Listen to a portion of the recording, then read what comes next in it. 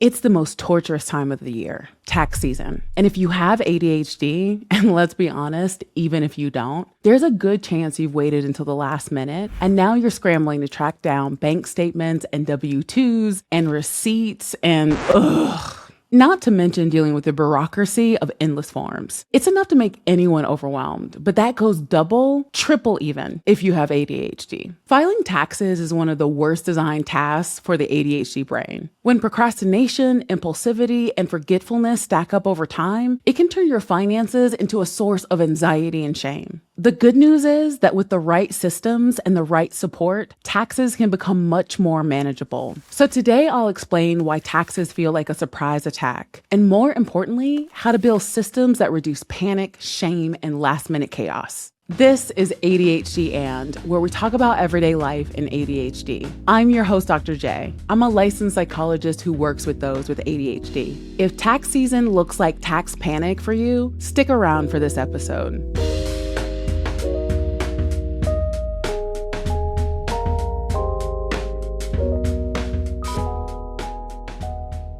So let's get into why ADHD makes tax season stressful. It's hard enough staying on top of monthly bills. Give yourself a whole year to procrastinate, and that's when the tax panic sets in. Why do we do this when we know taxes are coming up every year and that it takes months to prepare? Let's explore the ADHD symptoms that cause tax season to be so stressful.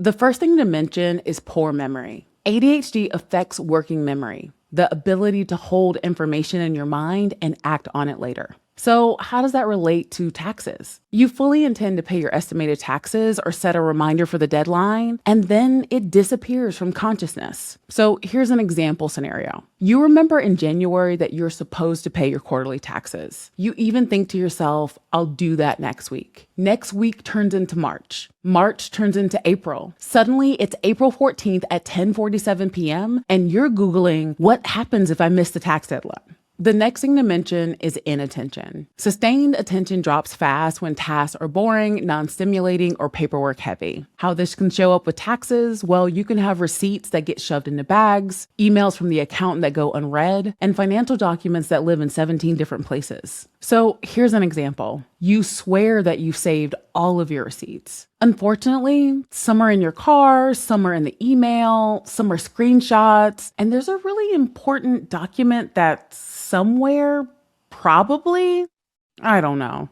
The next thing to mention is procrastination. ADHD brains struggle with long-term thinking and delayed consequences. If the pain isn't immediate, it's easy to put it off. Money isn't set aside throughout the year or taxes aren't withheld because the deadline in the future doesn't feel real yet. So an example of what this can look like is that you told yourself that you're going to start saving, quote unquote, next month. Then business expenses pop up, then life happens. Now tax season arrives, and the number you owe makes your stomach drop because you never emotionally felt like that bill was coming.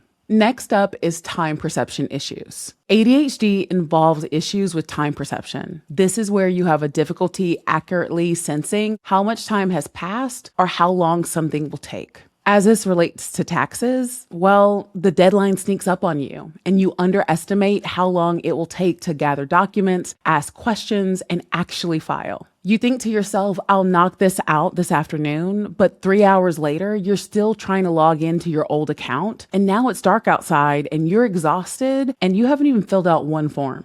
Next is anxiety. Years of criticism and internalized shame around organization and procrastination make financial tasks emotionally loaded. Now, how this can relate to taxes?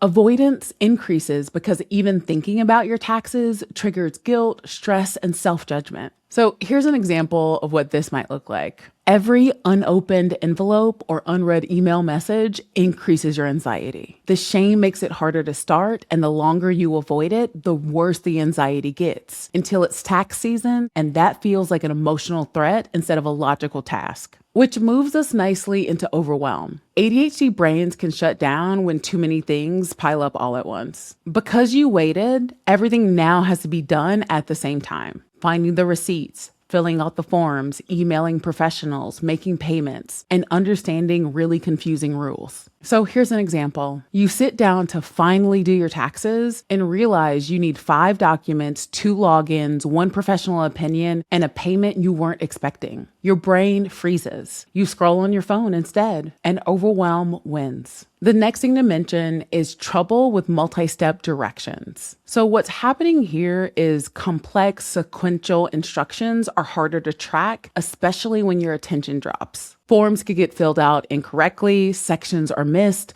or small errors create big stress. So here's an example. You complete the form, hit submit, and then you notice that something is missing. Now you feel embarrassed, frustrated, and convinced that you can't do anything right, even fill out a form. Now let's get into avoidance. When tasks trigger shame, anxiety, or overwhelm, the brain protects itself by avoiding them. So how can this show up with your taxes? You don't open the letter. You don't respond to the email. You tell yourself that you're going to deal with it later, and later keeps moving to a later date. So a common example of this is you know you should do something about your taxes, but instead you quietly hope that the problem will disappear while your stress is only compounding in the background. Cyclical stress around doing your taxes can lead to hard costs like fines and fees, trouble in relationships, and even in extreme cases, legal issues. Plus the emotional toll of shame and lowered self-esteem. Now let's look at some strategies that can make your experience with taxes smoother.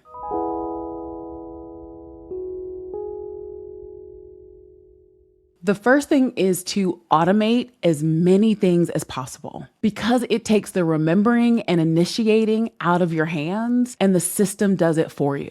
So what can you automate? All sorts of things. The first thing I'll mention is automatic transfers to your tax savings account every time you get paid. So even if it's just $50 per paycheck, that can really add up. You can also automate calendar reminders that repeat and escalate. So the first reminder might be 2 weeks before a deadline, then 1 week, then 3 days, then 1 day. You can also look to automate your estimated tax payments. You can set these up as recurring through the Electronic Federal Tax Payment System or EFTPS. You also can use apps like Expensify or QuickBooks to capture receipts in real time so those things don't pile up. The next thing to mention is to set up a separate tax account. This creates a clear boundary between money you can spend and money that's already spoken for. This is out of sight, out of mind in a good way. The next thing to mention is to set up calendar reminders. This needs to happen well in advance because it gives your ADHD brain multiple chances to notice and act and builds in buffer time when things are going to take longer than expected. One thing to put in your calendar is federal quarterly estimated tax deadlines. So April 15th, June 15th, September 15th, and January 15th. You may also want some personal reminders 2 to 4 weeks before each of these deadlines with tasks like gather Q1 income records or calculated estimated payments. You may also want a year-end tax prep checkpoint, for example, December 1st, to review what you'll need for filing your taxes. So here's a Dr. J pro tip. Set reminders with specificity, not just quote unquote taxes are due, but quote estimated Q2 taxes are due on June 15th. Make sure to calculate your payment by June 8th. The next tip is to create a dumping ground for your tax documents. This eliminates the decision fatigue of where something should go and ensures that everything is in one place when you need it. If you're looking for a physical system, you may want to keep one large accordion file, a box, a drawer, anything that you can put a label on it, and that label should be something like taxes and then the year. Every receipt, form, or document goes directly in. No sorting required during the tax year. And then when tax time comes up, you dump everything out and sort through it then.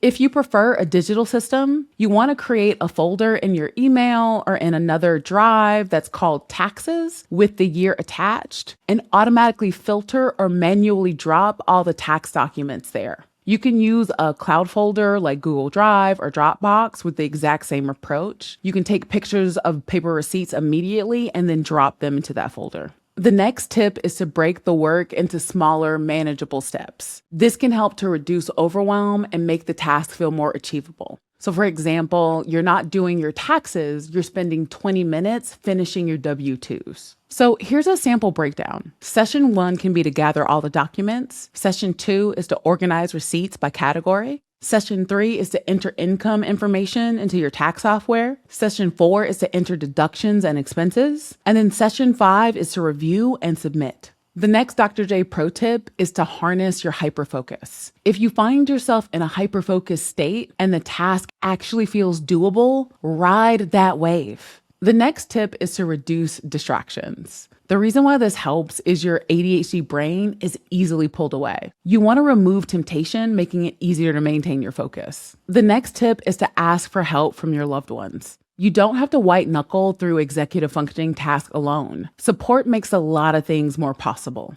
One way to do this is through body doubling. You can have someone sit with you while you work on your taxes. They don't have to help or even talk. Sometimes just their presence creates accountability and makes the task feel less isolating. Another way you can do this is through task delegation. If you have a partner or trusted friend who's good with paperwork and finances, you might consider a trade. They may be able to handle your taxes or at least help you through the process, and then you can trade by doing another household task that works better for your brain. I do this in my household all the time for all sorts of things. It allows us to play to each other's strengths and have equity in responsibilities. You may also consider hiring professionals when possible. Sometimes the best accommodation is outsourcing tasks that your brain simply won't cooperate with. This isn't failure, it's strategic resource allocation. So here's some examples of who can help. The first would be an accountant or CPA. They actually handle tax preparation and filing. You may also want to look into a bookkeeper. They can help with keeping your financial records organized throughout the year, so it's a lot smoother when tax season starts. You may want to consider an ADHD coach. They can help you build systems and accountability around your finances. You may look into a therapist to address the anxiety, shame, and avoidance patterns that make tax management harder. And then lastly, you may consider a financial planner who helps you to create an overall money management system that includes tax planning. When you have the funds, these can be worthy investments that are either time limited or ongoing depending on your needs. Remember that taxes aren't fun for anyone, especially when you have ADHD, but you can develop habits that take the panic out of the process.